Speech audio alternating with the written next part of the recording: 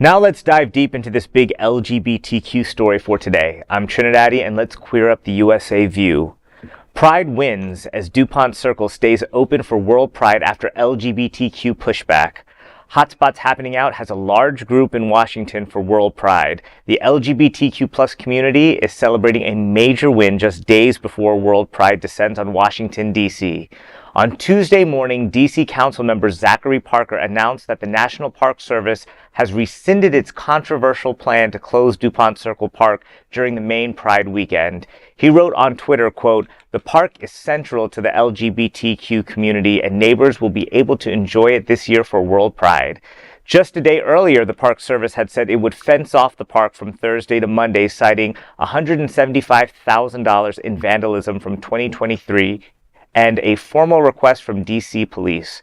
The backlash was immediate, with queer leaders calling the closure a symbolic slap in the face during an international celebration of queer visibility. That pushback worked, and on Tuesday, Metropolitan Police Chief Pamela Smith officially withdrew her request to close the park. A department spokesperson told The Advocate, quote, "Chief Pamela Smith has heard from community members and understands how significant Dupont Circle Park is to the Pride celebration," end quote. Meanwhile, watchdog group PCJF has filed Freedom of Information Act requests demanding transparency. Their executive director, Mara Verheyden-Hilliard, said, quote, "The threatened removal of public space from the public's use, notably in relation to LGBTQ plus pride and in apparent service to Trump's agenda, is a dangerous step and outside the legitimate authority of the Park Service," end quote. For now, though, the heart of DC's LGBTQ plus community remains open, and Pride is back at Dupont Circle. Major events at DC's World Pride begin tomorrow and run through the weekend.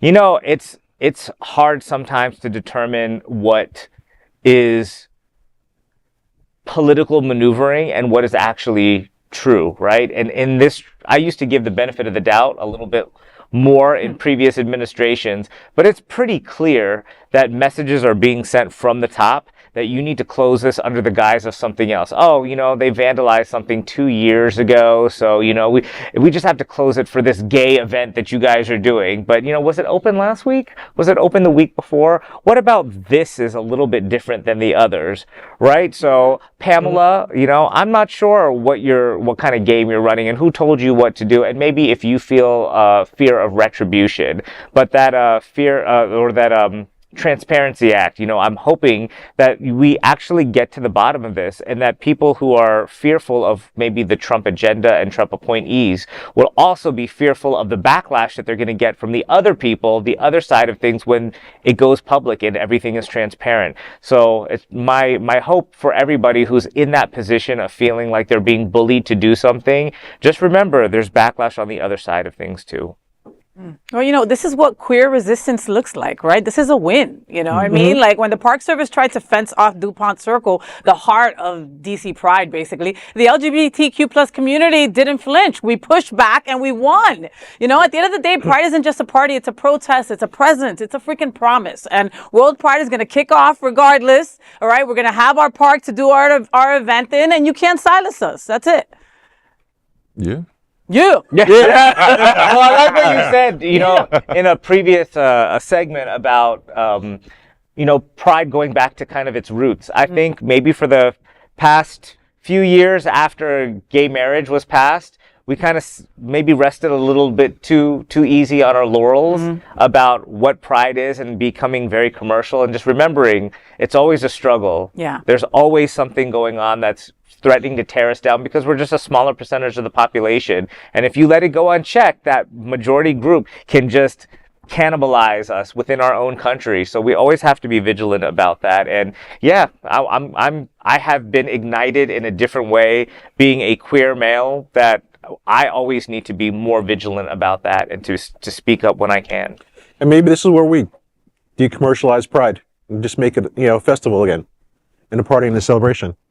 I mean, you know, I mean, something like that, it doesn't sound too far-fetched, Will. It doesn't. Jason, I mean, you put a bunch of these events together, you know what I mean? Is that the key to go back to where we started, to go back to our grassroots? It is, and like I mentioned earlier, like pride is a feeling. Pride is what it means to you. It's an educational part. It's the historical part. It's what it stood for. It's that commercialism is kind of we let it, but because let's be real, it brought in the dollars. Right. It brought in the dollars. Yeah. It made us have that much better of an event.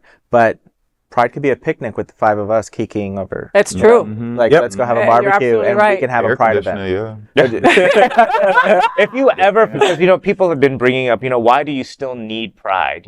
If there's ever a moment where you're with your partner, your boyfriend, your girlfriend, whatever it is, and you feel that hesitation about holding their hand in a space, that's what it's about. That's why we need pride. That's why we need it. Just like Jason said, that pride saved his life, right? I mean, that feeling of camaraderie, when you go to Pride and you see people who just love each other, kissing, holding each other, right? Without anybody looking at them weird. And you're like, I'm part of this community. I can do the same thing. Like, you know what I mean? Like you said, we're a much smaller community in comparison to the rest. And like the straight world is the straight world. We live in the straight world. So we need our pride spaces because we need our gay spaces, just like we need our events. It's where we can be us truly, authentically. Can I ask do any of you still feel, you're more out figures in the community. Do any of you still feel at any time in public or that you have that feeling of maybe I don't want to hold 100%. hand. Yeah, even Maybe more so I don't after wanna do January. that. Even more. From my car to the gig sometimes.